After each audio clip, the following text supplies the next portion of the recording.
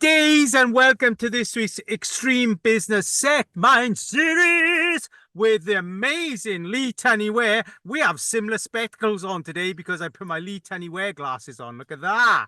You didn't notice, Lee, did you? My Lee Tunney Ware glasses. No, I didn't. Yeah, there they are. Look, and here's the thing: is that we did a really heartfelt Lee Tunney Ware deep dive on our last video last week. We really touched into this man's powerful history and somewhat as what shaped this man's mindset, who he is, and all the beautifulness. But I want to touch on something again, touching on the personal part of this genius's life, Lee Tunney Ware, which is, how do you balance family, business, personal life? Now, this is quite for many would say, well, how is that really a business question? But here's the thing: without balance, there cannot be mindset, there cannot be structure, there cannot be business. Now, very few people understand the word balance, the true essence of what balance is. Now, when we think about balance, I'm going to say balance has to come outside of your drama, trauma, or armor, which are Lee Tunney Ware's words. Because if it doesn't come outside of that, you're not in balance. You're in something else. So let's talk about balance, because the pinnacle of balance is what you have to have, because there's 11 children, wife, 2 dogs or 3 dogs, I think, plus 3 dogs, 3 horses, yeah. Yeah. So you have to. I would change it. That would be the first thing I would do. I would change it to equilibrium. Oh, wow. It's like an ecosystem. Yeah, it's like an ecosystem. I would change the word mindset. Yeah, because you can be set, and that means you can't have equilibrium because you're stuck. Mm-hmm.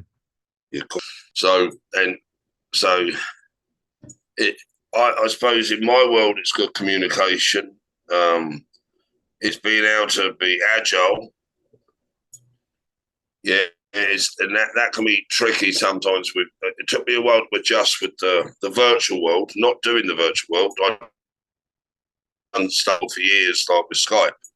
Yeah, I've been coaching people on Skype. I don't know. So I think it was 2012 Skype come out. And before that, I used to do it long distance and with faxes cost you a fortune.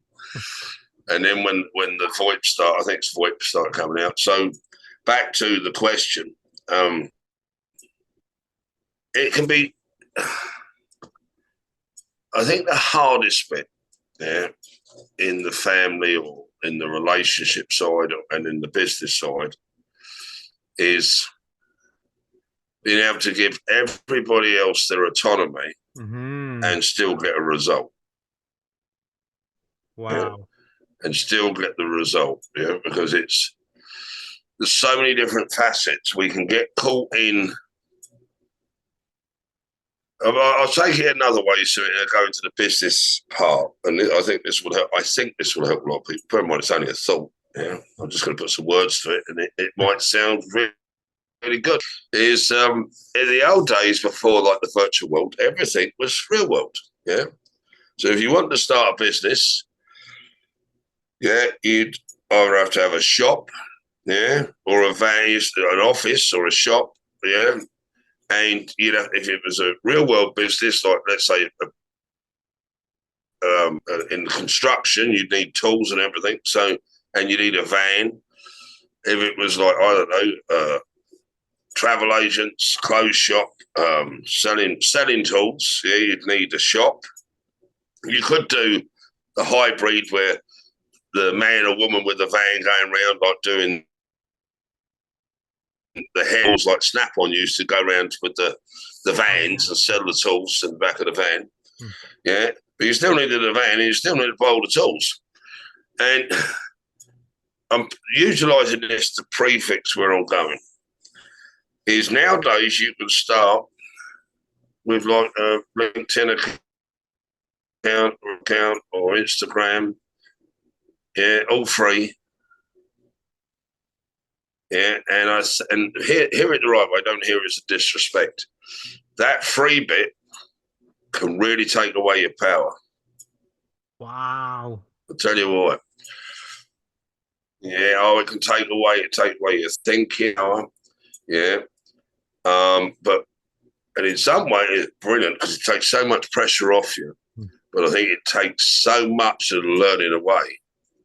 And what happens then is, and this is why I said I had a bit of transition in COVID, like in that going, because I travel at 3 a.m. in the morning, getting to where I was going to work with a company like in Dublin, 3.5, 4 hours away, get there. If I was lucky, I might get a coffee en route, and I'd walk into their firm, sign in, whatever, be there for the day working with a team, could be staying up there a couple of nights, depending on what type of company I was working with their team and then coming back. Sometimes I could be up there 2 or 3 weeks, just working on one project and then coming home. I'd speak at different events, like real world events. Sometimes, like Ros and I going 2 weeks' time, travelling to England, like for a business networking event, and a bit of something. That's where the equilibrium comes in. See, is where you can't take the kids to a company. Yeah, so you're leaving everything at home, and you're leaving, say, all the pressure on Ros, and on top of that, running a real world business, or 2 real world businesses at home, which Ros will be running. But in COVID is there wasn't the real world data. See, I found I got frustrated very quick. Yeah, I got annoyed, and I don't know whether it was the new environment doing it all virtual, not sort of those times. If you were travelling, sometimes I'll go from client to client to client. Say if I was in Dublin or Galway or whatever, so I might have a meeting for a couple of hours and then finish that, say, I don't know, 10 o'clock, and the next meeting will be 11. Yeah, so and it might be 20 minutes driving, so you pull up, get a coffee or something, sit in the car, read through a couple of bits on your phone or whatever, the next meeting. That process time was very important. What I've noticed from working with some clients that are in the virtual world is they're back-to-back with Zoom meetings, no process time. They get to the end of the day and breathe out, and they've had loads of meetings but done nothing. And hear that? See, I'll say so. Once upon a time, that just words. Once upon a time. If I have to write those words down, I have to do something, and I have to write down once upon. That's doing something. Yeah. So what has happened is we're very much in our head. We're not getting a stimulus. We're getting stimulus through what we see and what we hear. We're getting nothing in real world experience through what we touch. The virtual world isn't the same as like the real world. So what I've noticed, a lot of people that are doing the virtual world, when they come back into the family environment, or the woman as in when it's a team, if they're a virtual employee and they're coming into the team, they can't adjust. There's too much data to process. Wow. So now if I join those 2 bits together, bear in mind I've said both of those things to try and communicate that equilibrium in business. You got to be aware, like especially if you're working like husband and wife in a business or partner and partner in a business, very easy to blame somebody else and not that we don't know what they're going through. So to get equilibrium, it's a 2-way street. It's being able to check in with people, whether they're your family, whether they're your friends or your employees or your team. It's checking in. So the water cooler chats are like a bit of a check-in. Yeah, they mightn't tell you in words, but you'll be able to pick it up. When in the Zoom environment, you're not always getting the same data. And now I think I've transitioned really well. I've got a good sense. I've got that I've got that way I can read that water cool data. Yeah. So if I'm meeting with somebody, I'm very good at seeing where they are. It's a bit of a skill to develop. But what happens is if we're not aware of where other people are, emotions or thoughts or processes are in stasis. I spoke to Paul 2 days ago. Nothing's changed between me and Paul. And then Paul comes in, and Paul's all like that, like not necessarily showing it, but I get that sense. Yeah. In the real world, I'd pick it up much quicker. Yeah. Yeah. Now, I've just how he looks. And a lot of people are very good at putting a mask on. So what I found is, for me, yeah, and I'm past it now, was I would get very frustrated very quick with the kids. Okay. Yeah. And I remember Ross saying to me, "What's up? You're very edgy." I said, "I'm not edgy. I'm going from a very quiet environment, Zoom meetings, whether they were groups like or one-on-one, and then I'll go out and all the noise.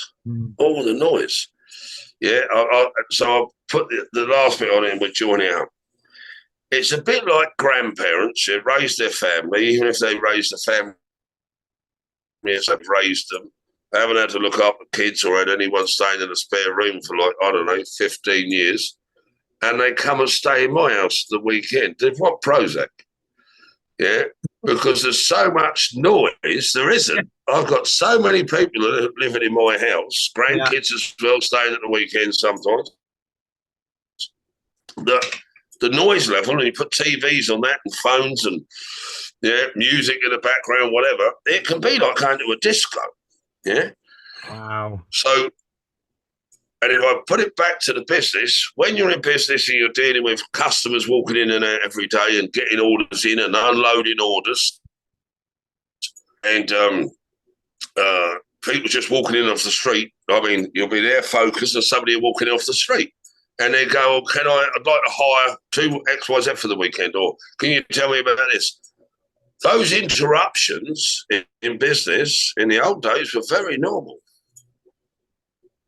True. So when a shopkeeper, so I think people nowadays, or what I noticed in the COVID bit, past it now, is I can't focus. Would you just leave the door, shut the door, leave me? Yeah. And I found I could be quite sharp like that. Mm-hmm. And I've noticed that in clients. And I think it's because we're losing some of our need to adapt. That's why I said the agile bit, to adapt in real time. We would be able to transition really quick. We could be in and we'd say to the person who walked in, if you just give me 2 seconds, I'm just finishing this. There you go, that's done. Sorry about that. Yeah, it's just that the orders or the VAT, I have to get it done. How can I help you, sir? And if you had a shop, people will time the moment. Now, you got some people just sitting there like that, waiting for people to walk in because there was nothing to do until the client walked in. So we've let go of some of our ability to adjust, to adapt, that agile piece. Mm-hmm. When we take that, and that's in our job or in our work environment, we want to going, I don't know, from our office or spare room back into the family unit, and we're not aware of that, we can actually, that can erode our relationships, that can erode our communication, because our patience is very low, our understanding is very low, our communication can be very sharp, and they could be having the same thing. So now what's happening is that physical, like the cuddling of the kids or playing with the kids or cuddling your missus or your partner, if you're not aware of it, you can develop a habit very quick where it can put a distance between you. Yeah. Now, I know it back to like where you started. When I grew up, I was very much a loner. Yeah. So I understand distance, and it's not distance as in a distance in a mile. It's a distance as in emotional gap. Yeah. And the feeling that you don't understand them or they don't understand you, the distance I'm on about. So to get equilibrium, as you call it, balance, equilibrium is psychological for self and understanding where they are, being aware of where they are, what are they saying, what are they communicating, what part of the human is speaking to you. If they're frustrated, why are they frustrated? But when frustrated, you might go, he's off again.